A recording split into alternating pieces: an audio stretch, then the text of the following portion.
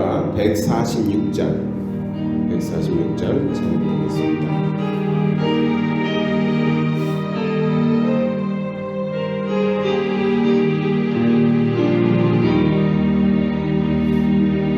저 멀리 푸른 언덕에 그 십자가 위에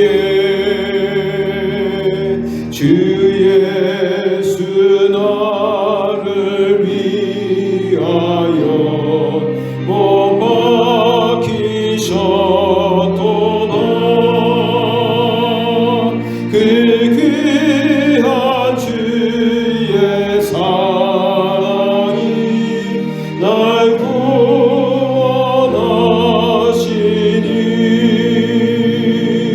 그 사랑 나도 본받아 주 위에 힘쓰니 그 흉한 십자가에서 한없는 고통을 이 세상 사람 위하여 당하신 것일세. 그 귀한 주의 사랑이 날 구원하시니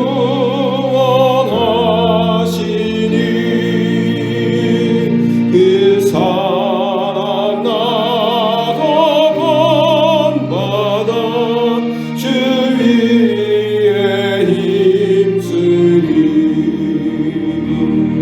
그 흘린 목의 피로써 날 속량했으니 저 하늘 문을 여시고 날 인도하시니 그 귀한 주의 사랑이 날 구원하시니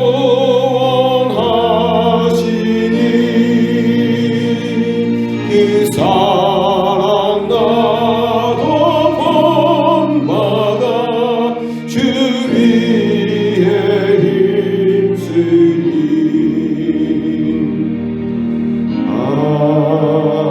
아멘.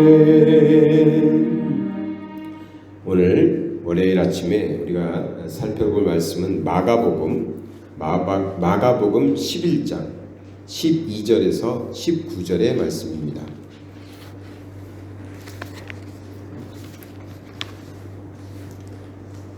마가복음 11장 12절에서 19절, 우리 예수님께서 가신 그 길을 따라서 오늘 아침에 묵상을 나누도록 하겠습니다.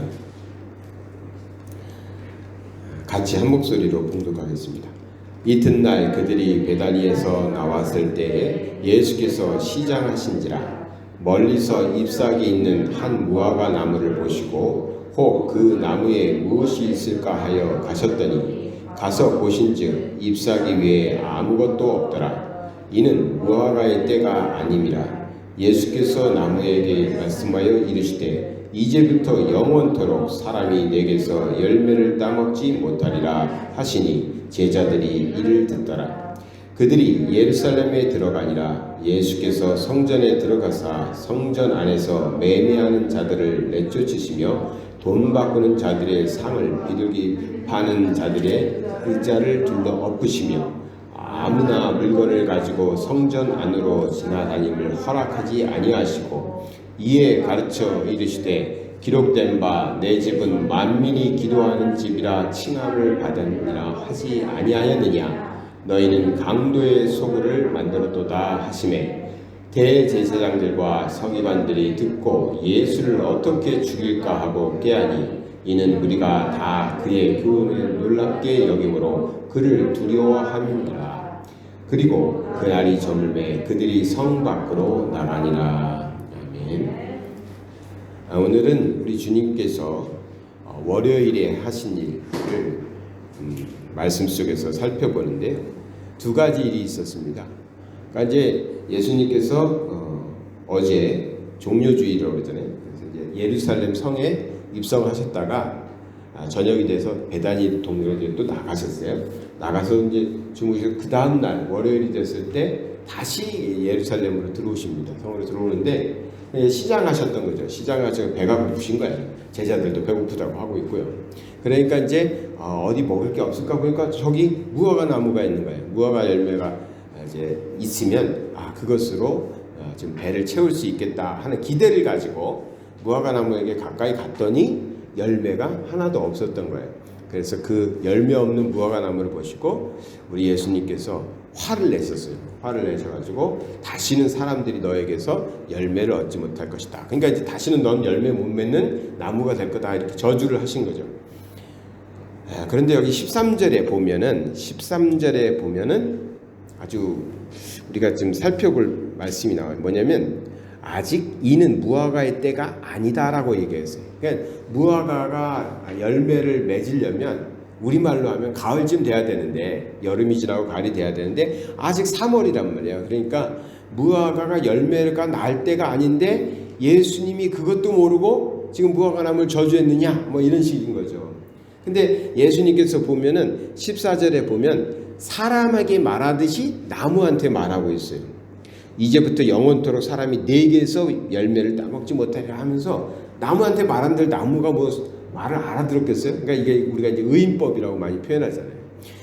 이 사물인데 고작 식물에 불과하는데 말씀을 했다는 거야. 사람의 말로 사람에게 하듯이 예수님께서 무화과 나무를 저주하셨어요. 그것도 열매 맺을 시기도 아닌데 아무 잘못도 없는 무화과 나무에게 저주를 내린 거예요. 그러면 예수님께서 하신 이 말씀은 무화과 나무에게 했겠느냐 아니면 다른 사람들에게 지금 하고 있는 말씀이냐 우리가 살펴볼 필요 있죠. 그래서 이런 것을 예언자적 표현이다, 선지자적 표현이다 이렇게 해요. 그러니까 하나님의 뜻을 사람들에게 가르쳐주기 위해서 지금 사물이나 동물이나 식물을 빗대어서 말씀하시는 거예요. 그러니까 무화과 나무 자체는 아무 의미도 없고 잘못도 없어요. 때도 아닌데 뭐. 그런데 열매 맺지 않는 삶, 열매 맺지 않는 삶에 대해서 하나님이 얼마나 분노하시는지에 대해서 지금 주님께서 표현하고 있습니다. 우리 신앙인들이 살아가는데 신앙이라는 것은 그 두 가지 측면을 꼭 생각하고 우리가 노력해야 돼요. 하나는 하나님을 바로 믿는 것. 하나님을 정말 내가 잘 믿고 있는가? 하나님을 믿는 신앙을 자꾸 점검해 보실 필요가 있어요. 왜냐하면 때로는 혹은 어떤 사람들은 하나님을 잘 모르고 있어요. 모르는데 그냥 내가 믿는 줄 알고 있어요. 하나님을 모르는데 어떻게 믿겠어요? 근데 그냥 잘 믿는 줄 알아. 그냥 교회 다니고 있고 기도하고 있고 그러니까 나의 삶의 모습이 다른 크리스찬과 같아. 그러니까 나는 하나님을 잘 믿는다라고 생각해요. 그러니까 우리가 생각해야 될 것은 나는 바로 제대로 하나님을 믿고 있는가, 내 믿음이 바른 신앙을 가지고 있느냐. 왜냐하면 그러지 못하면 잘 믿는 것 같다가도 어떤 시험에 들거나 혹은 이단들이 유혹을 할 때나 이럴 때 그냥 쉽게 넘어가요. 왜? 믿음이 없었기 때문에. 모래 위에 세운 것 같은 집은 있었는데 틀림없이 내가 집을 지어놓은 것 같은데 모래 위에 세운 집들은 쉽게 무너지는 거죠. 그래서 내 믿음이 바로 서 있는가, 내 믿음은 바른 것인가를 자꾸 점검하셔야 돼요. 또 하나는 믿음만 있어가지고 되는 게 아니라 믿음이라는 것은 우리가 나무도 뭐를 보아서 안다 그랬죠? 열매를 보아 안다 그랬잖아요. 그러니까 나의 믿음은 열매를 통해서 알게 되는 것이거든요. 그러니까 나의 믿음의 삶이 어떠한 열매를 지금 맺어가고 있는가. 우린 자녀들을 보면서 그냥 교회만 다녀줘도, 요즘엔 그렇거든요. 교회만 나가줘도, 아이들이 좀 크면 자기 마음대로 하니까 교회만 나가줘도 같이 기도할 때 눈만 감아줘도 만족해요. 왜냐면 예전하고 많이 달라졌어요. 근데 거기서 머물러 있으면 우리 자녀들이 신앙이 온전하지 않아요. 자녀들도 열매 맺도록 키워야 돼요. 열매 맺는 신앙인이 되도록. 제가 열매가 뭐 여러 가지 있어요. 꼭 뭐 열매 가지고 뭐 전도의 열매, 물질의 열매 이렇지는 않지만 여러 가지 열매가 있지만 하나님의 자녀로서 하나님으로 그 많은 것을 공급받고 영양분을 공급받고 있는 예수님의 나무에 붙어 있는 가지라고 치면 그 가지에서는 자연스럽게 그 요한복음 15장의 포도나무 비유처럼 열매가 맺어지는 건데 나의 삶을 볼 때 또 우리 자녀들의 삶을 볼 때 열매를 못 느껴. 그럼 온전하지 않은 거예요. 그래서 믿음도 바로 가져야 되지만 바른 믿음과 함께 열매 맺는 신앙인이 되기 위해서 힘써야 돼요. 나를 통해서. 그러니까 나를 통한다는 건 가지의 의미예요. 내가 나무는 아니죠. 예수님의 나무에 붙어있는 가지에 불과하지만 열매는 나무에서 나는 게 아니라 가지에서 열매가 맺는 거잖아요. 그러니까 우리를 통해서 열매가 맺어져요. 그래서 신앙인이 삶에 열매가 맺어지는가를 살펴보셔야 돼요. 그저 이제 우리가 초신자나 이제 믿음을 가지려는 분들한테는 막 이렇게 막 푸시하지 않죠. 교회만 다녀도 잘 하시는 것처럼 해요. 근데 사실 그렇지 않아요. 믿음이 자라면서 온전한 믿음과 열매 맺는 신앙을 꼭 이루어야 신앙인이 되는 거죠. 주님께서 무화과 나무를 보면서 하신 말씀이 아니라 열매 맺지 않는 가지가 말로는 다 하나님 믿는다고 그러고 하나님의 자녀 누구냐면 뒤에 나오는 제사장들 또 서기관들 바리새인들 만날 거거든요. 그 사람들과 이제 논쟁도 벌이셔왔고 또 그들의 모함으로 인해서 십자가를 지게 되는데 그것을 이제 보시면서 말로만 하나님 믿는다고 그러고 열매도 없는 저 가짜 같은 가짜들 그것을 이제 무화과 나무에 우리 주님께서 저주하시면서 표현한 열매 맺지 않는 그런 신앙에 대해서 말씀하신 거죠. 그리고 나서 이제 성전에 들어가셨어요. 성전에 들어가니까 거기 가니까 돈 바꾸는 사람, 물건 파는 사람, 뭐 비둘기 파는 사람 이게 뭐냐면요. 그 내용을 우리가 좀 이해를 하시면 앞으로 주님께서 왜 성전을 청결하게 했는지 그 사건의 의미를 분명히 알 수 있어요. 그냥 내 집은 만민이 기도하는 집이니까 교회에서 기도만 해야지 왜 장사를 했느냐 뭐 이런 얘기가 아니에요. 그러니까 장사 그런 의미가 아니고요. 그 의미가 아니라게 딱 말하면 좀 그렇긴 한데 정확한 내용은 뭐냐면 그 당시에는 제사를 지내잖아요. 제사를 지내려면 제물이 필요해요. 제물을 어떤 거를 드려야 되냐면 흠이 없는 걸로 드려야 돼요. 흠 없는 제물을 가져와야 돼요.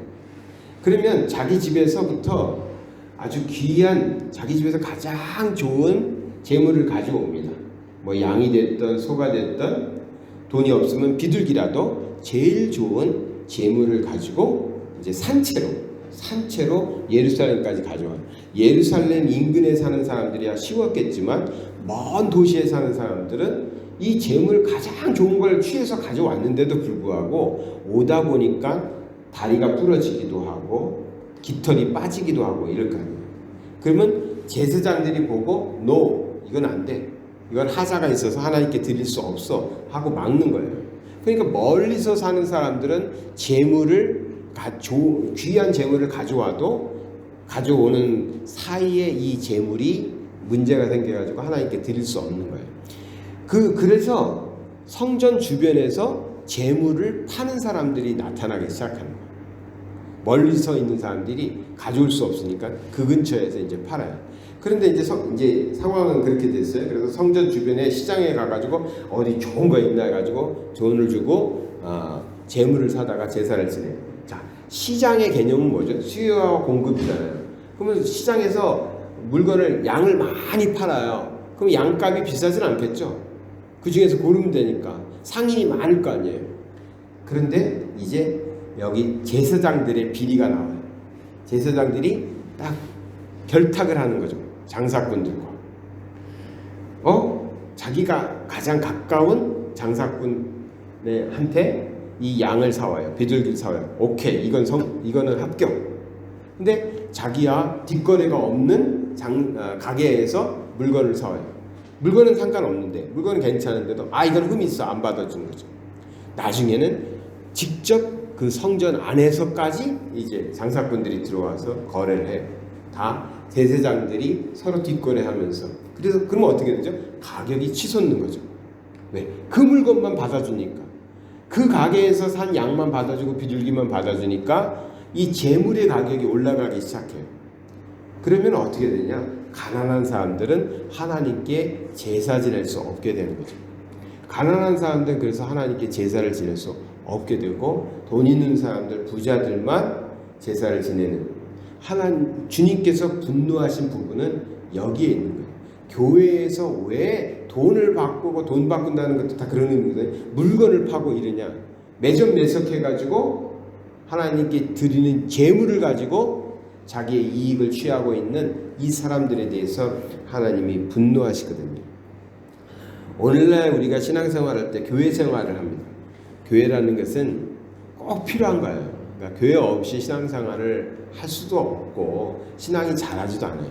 나홀로 신앙이나 또 사바에 오셔서 뭐 많이들 이렇게 불편하시고 그런지 그냥 인터넷으로 예배드리면서 지내고 있습니다. 이런 분들도 많아요.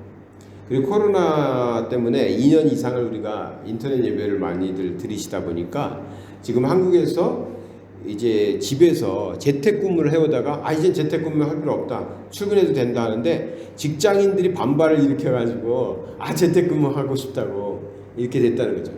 마찬가지로 기독교인들도 이제 교회로 다 나오십시오 해도 나오지 않았던 거죠. 지금 오미크론 때문에 또 막 이렇게 하지만 오미크론 있기 전에 많이들 나갈 수 있었거든요. 다 나가서 예배드릴 수 있는 환경이었지만 그때도 교인들이 돌아오지 않았어요. 그러니까 믿음을 버렸다라고 말하진 않죠. 그들이 신앙이 없다라고도 얘기도 안 해요. 근데 교회로 나오기를 꺼려하고 있습니다. 상당히 많은 분들이 그렇게 돼버렸어요. 그러니까 이제 한국의 기독교인이 얼마든 간에 주일날, 미국에서는 그렇게 통계를 냅니다. 우리나라는 우리 교회 재적이 30명입니다. 300명입니다. 3000명이다 하면 재적을 가지고 합산을 해요. 근데 재적이라는 게 이 교회도 등록돼 있고 저 교회도 등록돼 있다 보니까 통계가 정확하지 않아요. 미국은 어떻게 하냐면 주일을 정해요. 뭐 4월 첫째 주일, 주일날 예배 드리는 것을 통계를 뽑아 올려요. 그럼 그 교회에서 그날 예배 드리고 두 곳에서는 예배를 드릴 수 없으니까 그거를 합계해서 미국의 기독교인이 어느 정도다 이렇게 나오는 거예요.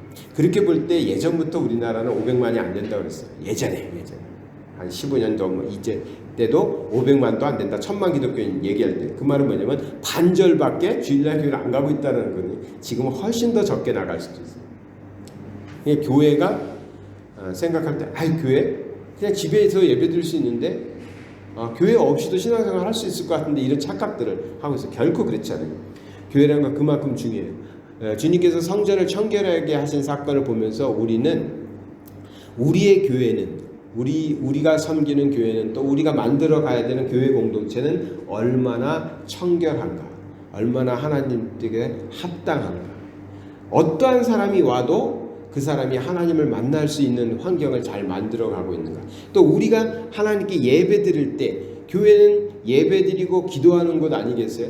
제일 큰 목적은 기도와 예배에 있으니까 그것에 가장 좋은 환경을 만들어야죠. 그리고 그것을 위해서 가장 노력해야 되는 게 교회거든요. 근데 교회를 통해서 다른 목적들을 가지면 안 된다는 거죠. 그래서 교회는 교회의 목적, 하나님이 두신 목적, 기도하고 하나님을 찬양하고 경배하고 영혼을 살리는 그것을 위해서 교회는 심어야 돼요. 근데 오늘날의 교회들이 자꾸만 그 목적을 잃어가면서 세상의 목적을 취해요. 사람들의 목적을 만족시켜 주려고 해요. 사람들의 목적. 잘 아시겠지만 어쨌든 이민교회는 오해가 좀 있는 것 같아요. 오해라고 할 수도 없고 과거에 그랬을 수도 있어요. 또 목회자들은, 목사님들은 영혼을 살리겠다는 그 순수한 마음으로 그럴 수도 있어요. 그냥 열심히 그 이민 오시는 분들, 또 새로 이제 이주해 오시는 분들 공항 가서 픽업해가지고 막 섬겨가지고 등록시킨다. 뭐 이런 표현들. 근데 저는 그 표현이 자존심도 상하지만 그렇게 해가지고 믿음이 자라지 않는다고 생각해요. 그런 식으로 해가지고는 안 돼요. 시대도 바뀌었지만 교회는 교회의 그 존엄성을 우리가 아주 놓치면 안 돼요. 아니 감히 교회를 그런 것에 비유해가지고 그런 혜택 좀 보겠다고 교회를 다녀? 자존심이 상하는 거예요. 자존심이 상하는 거예요. 사람이 죽고 사느냐의 문제인데 당신을 우리가 살리려고 지옥불에 떨어져가지고 죽을 수밖에 없는 당신을 살리겠다고 복음을 전했는데 고작 세상에서 조금 이롭게 한번 좀 편하게 이민생활 하겠다고 자존심도 상하고 맞지 않는 것입니다. 교회가 그런 데가 되면 안 되고, 또 교회가 사교 집단처럼 되면 안 되고, 자신들의 뭔가를 이익을 이루기 위해서 그러면 안 되거든요. 연약할 때, 아무것도 모를 땐 그래요. 근데 제가 부탁드리는 건 그거죠. 예수님의 성전 청결 사건을 보면서 우리 하나님이 무엇에 분노하고 계십니까? 그러니 우리 믿는 자들은 그래도 신앙을 가지고 오래 믿으며 하나님을 사랑하시는 우리 성도님들은 남들은 못 느끼겠지만 열심히 교회답게, 교회는 교회답게, 성도는 성도답게 이렇게 만들어가는데 함께 힘써주시면 예양교회가 참 하나님이 보실 때 작던 크던 많던 적던 하나님이 보실 때는 내 집이다, 내 집이다. 이 집은 내 집이다. 그럼 하나님이 책임져 주시는 거예요. 자기 집이니까 하나님께서 거기서 살아가는 사람들도 책임지시고 그 집도 책임져 주시는 거죠. 근데 하나님의 집이라고 우리는 막 얘기하고 있는데 그 안에서 일어나는 일은 하나님이 싫어하는 일만 하고 있다면 하나님께서는 우리를 바라보시지도 않고 그럴 겁니다. 그래서 교회가 앞으로도 많은 사람들이 더 오겠죠. 누구나 다 와야 돼요. 그래가지고 예수님이 하셨던 것처럼 가난한 사람들도 오고 부유한 사람들도 오고 병든 자도 오고 죄인들도 오고 다 와야 됩니다. 그러나 교회의 핵심 그 코어 그룹에 속하는 사람들은요, 이 교회를 교회답게, 하나님의 집을 하나님의 집답게 만들어 가시는데 힘쓰시면 우리 주님께서 오늘 하셨던 그런 말씀을 이뤄갈 줄 믿습니다. 우리 찬송가 357장 한 장 들으시고 오늘은 우리 주님 생각하시면서 또 우리 교회를 하나님께서 어떻게 이끌어 가실지 또 무엇을 원하시는지 생각하시면서 또 이 한 주간 우리가 기도하면서 보낼 수 있게 해달라고 한 2-3분간 제가 고민 많이 했거든요. 한국 같으면 그냥 자유롭게 기도하고 가세요 막 이렇게도 할 수 있는데 여긴 또 그래서 2-3분간 우리 기도하고 제가 마무리 기도하고 마치도록 하겠습니다. 357장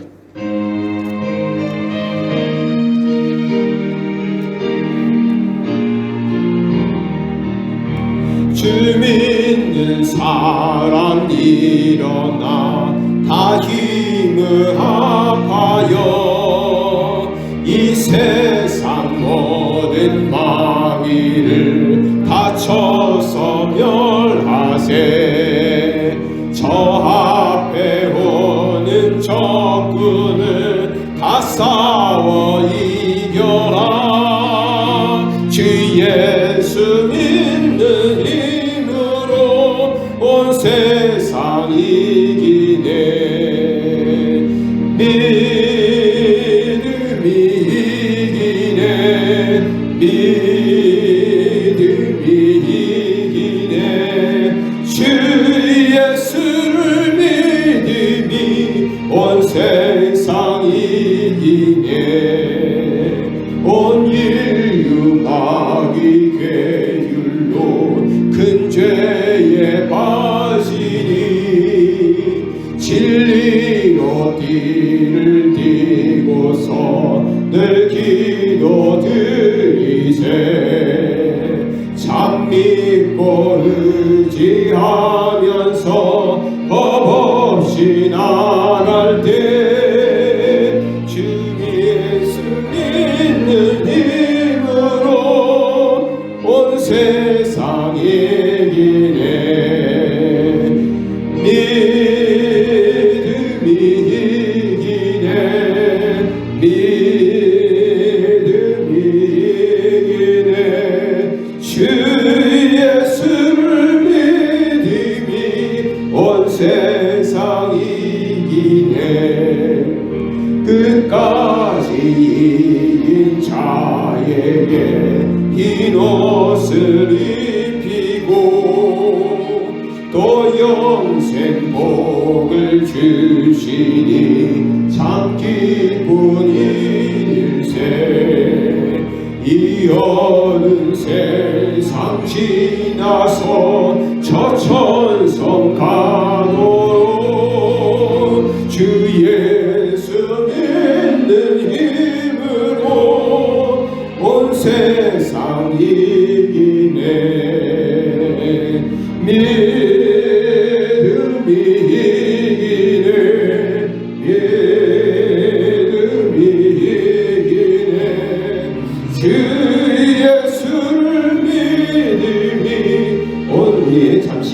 기쁨과 통성으로 기도하겠습니다. 아버지 하나님 감사를 드립니다. 오늘도 우리가 아버지 하나님 앞에 나와서 기도할 수 있는 시간 주시고 감사합니다. 아버지 하나님, 우리는 연약하고 부족하지만 하나님의 자녀답게 하나님을 믿는 사람, 하나님의 아버지 하나님 인도하시는 삶들 위해서 오늘도 이 땅에 아버지 하나님 살아가지만 하나님의 말씀 붙잡고 살기를 소망합니다. 세상의 유혹과 세상의 아버지 하나님의 변질된 것들이 우리마저 넘어뜨리고 쓰러뜨리고 우리를 아버지 하나님의 뜻에서 벗어나게 하고 우리가 넘어갑니다. 아버지 하나님이여, 교회가 교회답지 못하고 성도가 성도 닮지 못하고 목회자가 목회 닮지 못하고 선교사가 선교 닮지 못한 시대를 만나서 아버지 하나님이여, 눈물로 아버지 하나님 회개하고 아버지 하나님께 흔들이 구하오니 아버지 하나님, 우리를 고쳐주시옵소서. 우리의 병든 몸, 우리의 아버지 하나님의 잘못된 것들, 우리 아버지 하나님의 타락한 모습 아버지 하나님 고쳐주시옵소서. 그래서 우리는 오직 주님께만 붙어서, 오직 주님께만 붙어서 주님께서 주시는 것 받아서 아버지 하나님, 우리가 아버지 하나님 열매 맺는 사람들 되게 하여 주시옵소서. 그리스도의 열매 맺는 신앙인들 될 수만 있도록 주님 되게 주시옵소서. 아버지 하나님, 오늘 성전 청결 사건을 통하여 우리 하나님께서 그 얼마나 분노하고 계시는지 아버지 하나님 깨닫습니다. 교회가 하나님의 뜻을 저버리고 교회가 하나님의 사랑을 버려버리고 아버지 하나님, 일개 집단들의 아버지 하나님 분노되고 오시고 아버지 하나님, 누구의 이익 집단이고 아버지 하나님 권력자들이 아버지 행포를 누리는 아버지 하나님 권력자들을 사모니 아버지 하나님이여, 하나님의 집에 하나님의 것 되게 하시고 하나님의 집에 하나님이 거하시는 것 되게 하여 주소서. 아버지, 우리가 이곳에서 하나님 신앙생활할 때 온전히 하나님만 바라보고 하나님께 기도하며 하나님께 예배드리는 것으로 만족할 수 있는 그런 교회가 되겠습니다. 인도하여 주시옵소서. 세상에 부족하고 연약하고 아버지 하나님의 모자란 것들 많이 있어서 아버지 하나님의 주님 앞에 무릎 꿇고 기도하오니 아버지 하나님의 이 시간에 병자를 고쳐주시옵소서. 이 시간에 아픈 것을 아버지 하나님의 치유하여 주시옵소서. 우리의 기도에 응답하소서. 어린아이들을 아버지 하나님께서 눈동자와 같이 보호하여 주시고 그들의 인생 속에서 하나님만 바라보고 가는 인생들 될 수만 있도록 하여 주시옵소서. 우리 학생들이 아버지 하나님이여, 하나님을 맡게 하여 주시고 하나님을 만나서 그들의 하나님 모시고 살아갈 때 믿음 편치 않게 하여 주시옵소서. 이 젊은이의 때, 이 청년의 때, 이 학생들의 때에 꼭 하나님 만나 주시옵시고 하나님 믿는 신앙인으로 자라가게 하여 주시옵소서. 세상에 우리를 분주하게 하고 우리를 유혹하고 하는 것들이 너무나 많사오나 우리 하나님 붙잡고 살아가는 우리 학생들, 우리 어린이들, 우리 아버지의 청년들을 죽게 하여 주시옵시고 아버지, 우리 자녀들, 가정들 허락하여 주셨더니 이 가정 속에서 하나님을 섬기며 말씀으로 양육하는 가정 되게 하여 주시옵소서. 하나님께서 사업장 허락하여 주신 가정마다 그 사업장이 아버지 하나님이 주님의 것 되고 주님께서 주관하셔서 아무리 세상이 어렵고 힘들고 경제적인 어려움이 왔다 할지라도 하나님의 집은 날마다 번성하는 그런 놀라운 축복이 있게 하여 주시옵소서. 아버지 하나님, 우리가 나누고 베풀며 살기에 아무 부족함이 없는 아버지 하나님의 물질의 복도 더하여 주시옵소서. 아버지 하나님, 이 교회를 통하여 하나님의 사랑이 복음이 전할 수 있도록 아버지 하나님, 능력 있는 교회, 힘 있는 교회, 아버지 하나님, 헌신하는 교회 되게 하여 주시옵소서. 아버지 하나님께서 함께할 줄 믿습니다. 주님께서 같이 하는 줄 믿습니다. 이 고난 주간을 통하여 아버지, 우리 성도들 기도하는 교회 되게 하시고 기도하는 성도 될 수 있도록 주여 인도하여 주시옵소서.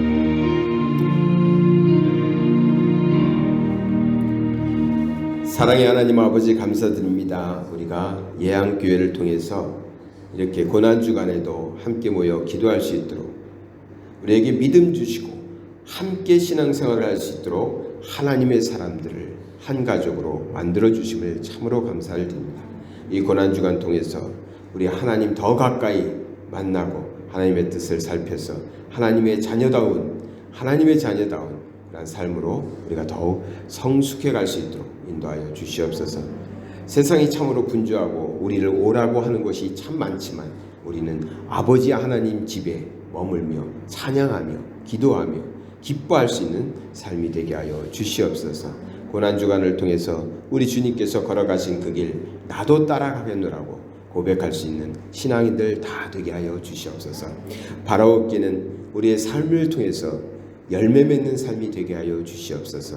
우리들의 신앙의 삶이 다른 사람들에게도 또 어려운 사람들에게도 꼭 전달될 수 있는 그런 열매 있는 신앙이 되게 하여 주시옵소서. 교회는 교회답게 하여 주시옵소서. 교회가 오직 하나님을 찬양하고 하나님의 뜻을 선포하며 하나님의 말씀으로 공동체 안에서 사랑을 이루어내는 그런 교회 되게 하여 주시옵소서. 세상의 그 어떤 것도 정말 귀한 하나님의 존귀한 교회를 모함하거나 조롱하거나 가볍게 여기는 일이 없도록 우리가 스스로 이 교회를 사랑하고 하나님의 집을 아름답게 만들어갈 수 있도록 인도하여 주시옵소서. 이 교회에 오는 자마다 아버지 하나님의 기도하는 자 되게 하시고 이 교회에 들어오는 자마다 예배하는 자 되게 하시고 하나님 섬기는 사람들 되게 하여 주셔서 정말 하나님의 교회가 성숙함을 이루고 또 그리스도인의 아름다운 덕을 선전하는 교회 되게 하여 주시옵소서. 모든 말씀 예수 그리스도 이름 받들어 기도드리나이다. 아멘.